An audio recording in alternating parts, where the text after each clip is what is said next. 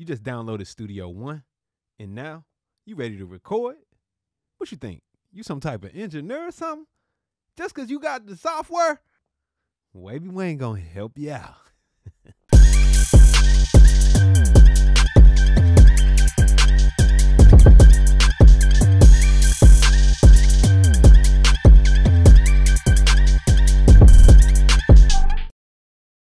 What's up, YouTube? Welcome back to another Wavy Way tip of the day. I'm Wavy Wayne, and that's right, this channel is all about helping you record better, mix better, and just be a better studio person in general, man. Just get better.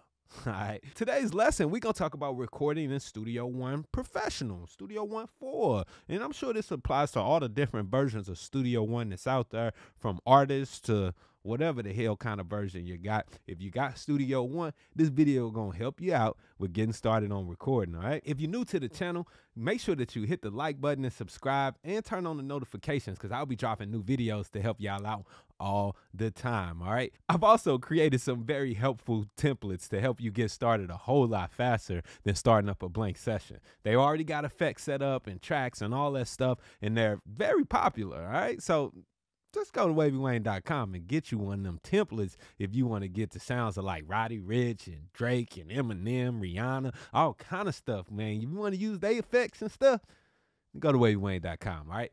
Now let's get into Studio One.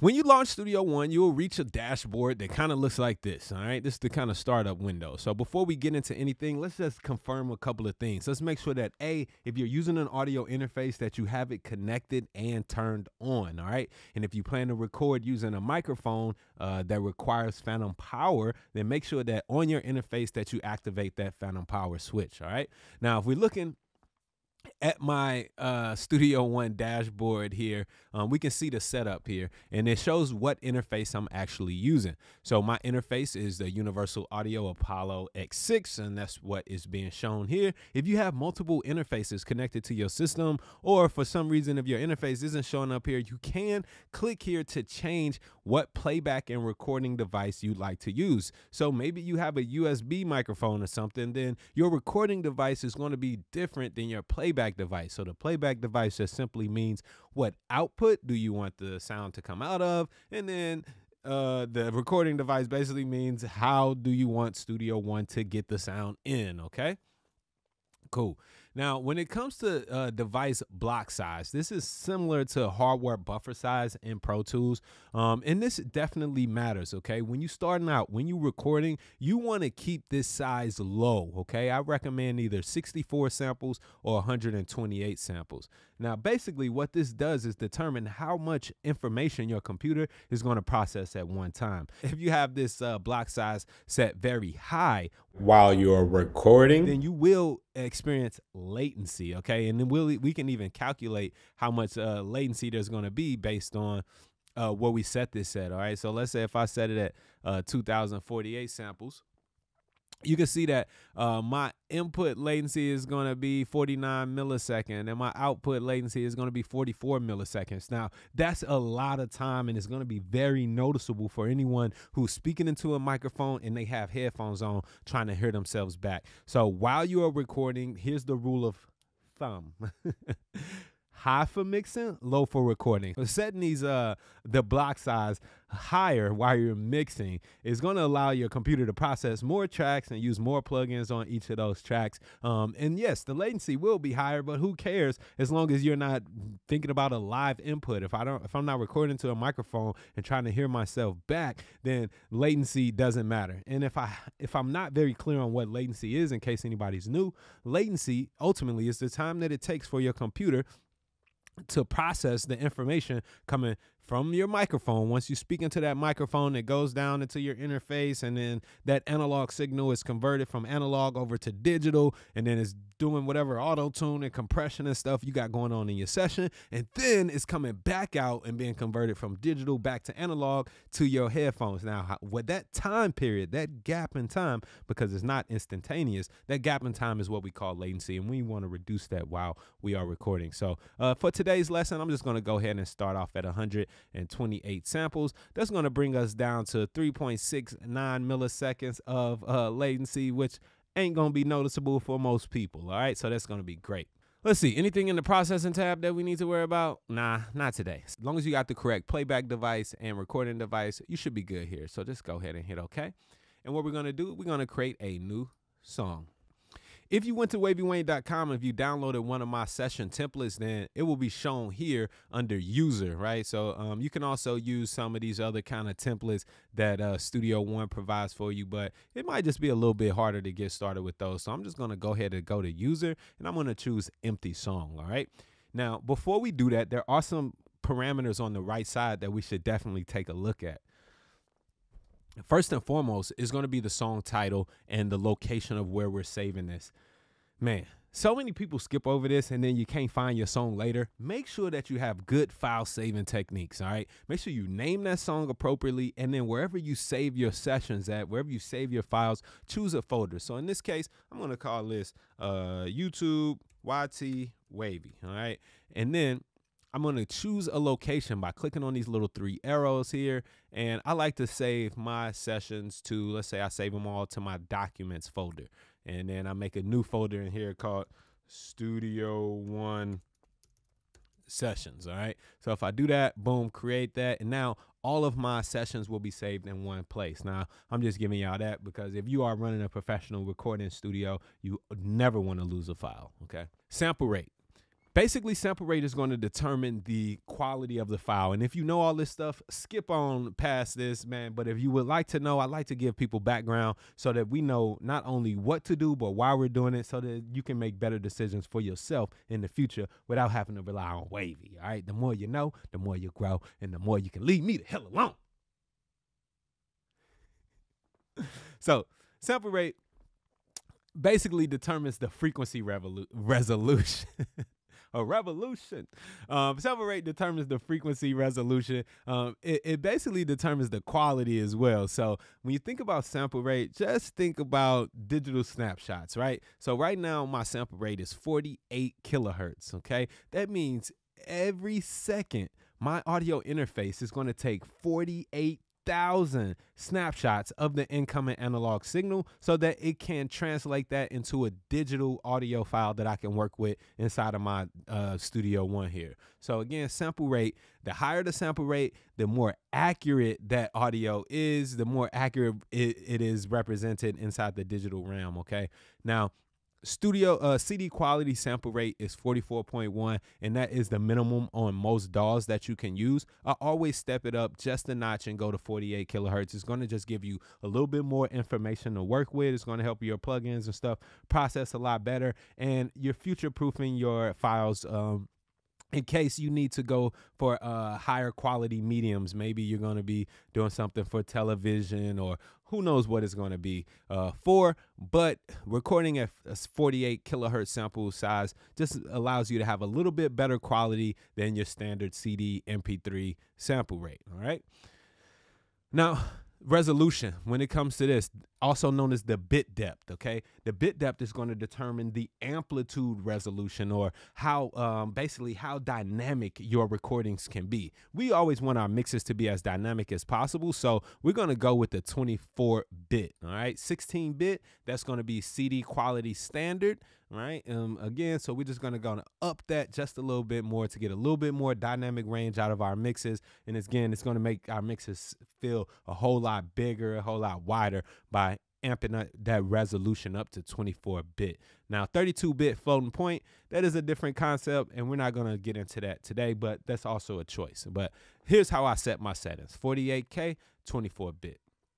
Now, if you're working on a musical project, it's cool to keep your time base set to bars. If you're working on something that's not musical, maybe a project for film or something, you might need to have your time base in frames or samples or seconds. But for music sessions, we're just going to keep that to bars. That basically just means how things are going to be counted in the session. All right.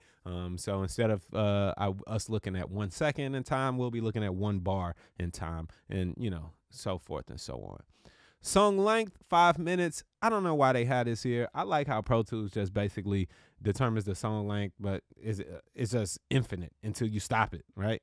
Logic does a similar thing to where it has a length of the song. I don't like that. I'll just keep it at 5 minutes. You can always adjust that if you need to. The tempo, if you know the tempo before going in, maybe you have a beat or you have an idea of what you want the tempo to be, you can enter this in here. Otherwise, you can always just find it later and change it later in your session. So I'll just keep that at 120 for now.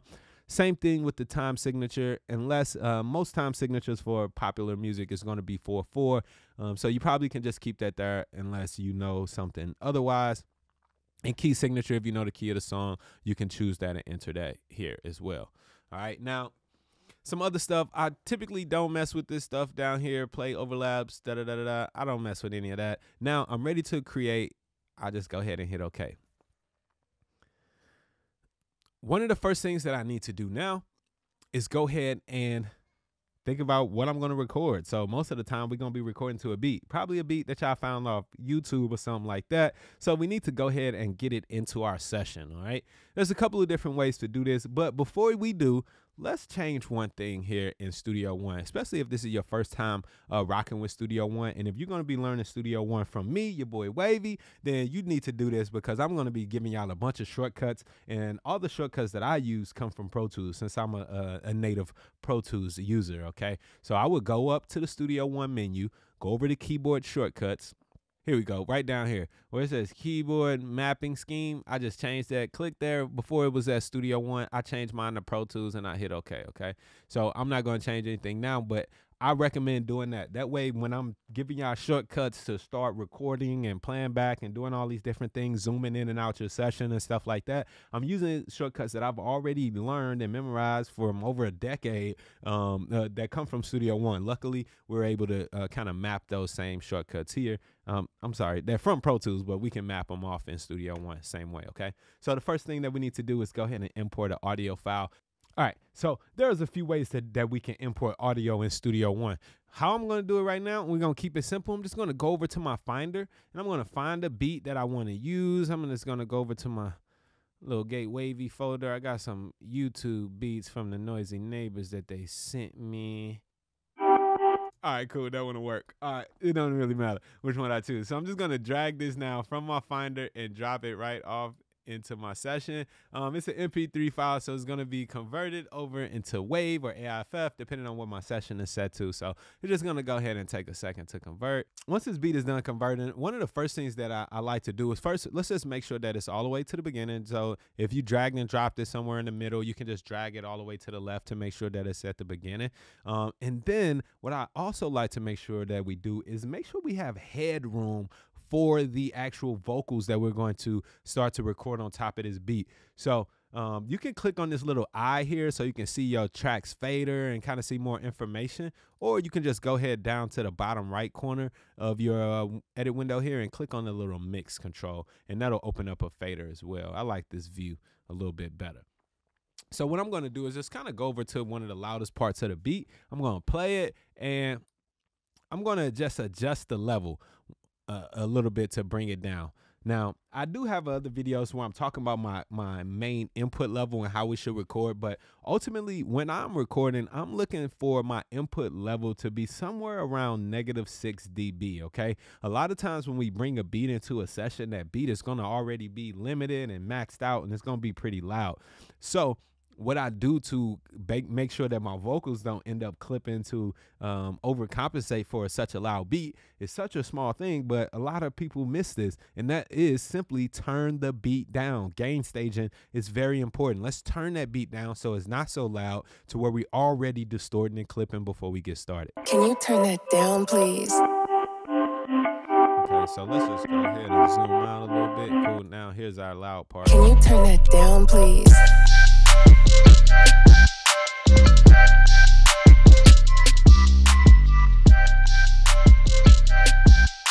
Now these meters on Studio One are pretty small, so I can hardly see what's going on. But if you see now, Before I was peaking at right about that 0, and now I'm peaking right about -6 here. And as I said before, that's where I want my vocals to pretty much live. So now that I got that beat right up under that -6 range, I know that if I get my vocals at a good level, once I record it in, it'll actually be, you know, loud enough so that my client can hear themselves over the beat, or I can hear myself, or whatever. Okay. So that's the very first thing. Turn that beat down, baby.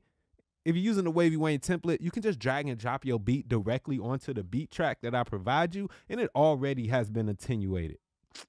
All right. Now, let's go ahead and get set up to record some vocals. To get some vocals in here, I'm just going to go up to audio.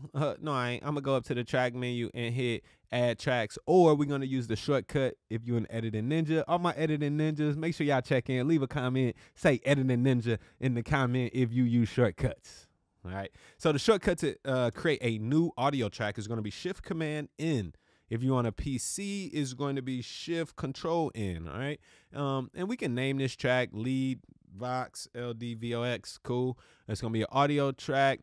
I like this because when I create a new track, I can actually assign presets to it. So I'll have some presets coming up very soon for different tracks, so that when you are just making a track, y'all can just add that preset right in there. But that's going to be very easy. But also I like that I can change the input here. So since my microphone is plugged into input 2 on my audio interface, I need to make sure that my input is set to input 2. Yours is probably set to input 1 or whatever, maybe 3 or 4, but whatever it is, just make sure that you set it correctly, and the output can be set to main. All right. And we just create that one track for now. I'll hit OK. The next thing that we need to do is go ahead and arm this track for recording. So if we take a look at some of the controls on the track, we have mute, we have solo. Mute will basically mute anything that's on this track so that you can't hear it. You can hear all the other tracks. Solo will mute all the other tracks and only allow you to hear the track that's soloed. The record and enable button is the magic here. This is where if any tracks that you want to record to, you click that button and it enables that track or arms that track to be ready to record. We also have this little monitor button here. So if I just wanted to listen to what was happening on the input, I can monitor it there. Okay, cool. So what we're going to do for this track is just go ahead and hit the record enable button, and we can see that I'm getting level. If you're talking to your microphone after you hit the record enable button, it ain't on, right? Never mind. If you're talking to your microphone after you hit the record enable button, you should be seeing some level. If you're not seeing some level, you probably need to go back and check and make sure that A, your interface is connected, B, the microphone is connected, C, if the microphone needs phantom power or external power, that it's powered, or a whole bunch of other things. Consult a professional if you're having trouble. All right, cool. So now that I got my level set, I got my track record enabled. I think I'm ready to record, man. So to start recording in Studio One, if you've changed over to the Pro Tools keyboard layout, then all you have to do is hold the command key and hit the space bar, and your session will start recording. Yeah, it's Wavy. Wavy, baby. Can you turn that down, please? Gravy. And I ain't lazy. I'm working daily. It's on my baby. Shout out to my baby. Shout out to all the babies. All the babies having babies. Yeah. All right, cool. So that's just a little silliness right there. Once you're done recording, then just go ahead and take that track chord so that you can so that you don't risk recording over anything, and that you can hear back what's been recorded. All right. So now that we got it off record, we're off monitor, I can play this back. I'll just play it back from this section here. Shout out to all the babies having babies. Yeah. All right, cool. And as simple as that, I just got my first recording in Studio One. Now you can repeat this process as much as necessary by adding more tracks. Just hit the Shift Command N, add more tracks, and keep building onto your song. All right, that's how we record in Studio One. Thanks for watching this video. I really hope that y'all learned a lot. I'll be dropping a whole bunch more Studio One templates so you can learn all about this software and get some really great recordings and mixes out of it, all right? If you need a recording or mixing template, check out my website, wavywayne.com, where I drop the hottest templates out ever. It's a whole bunch of imitators. Ain't no duplicators, man. If you want the sounds of Roddy Ricch, Drake, and a whole bunch of other people, Go to wavywayne.com right now. Check out the templates that I got for Studio One, Logic, and Pro Tools. I also offer professional mixing services, so after you get your recording done, hit me up and we can talk about getting your joint mixed and ready for the radio, all right? If you're new to the channel, make sure that you subscribe, like, thumbs up, turn on the notifications, all that. And there's a little thing that we always say around here, and that is, be dope. Be real dope.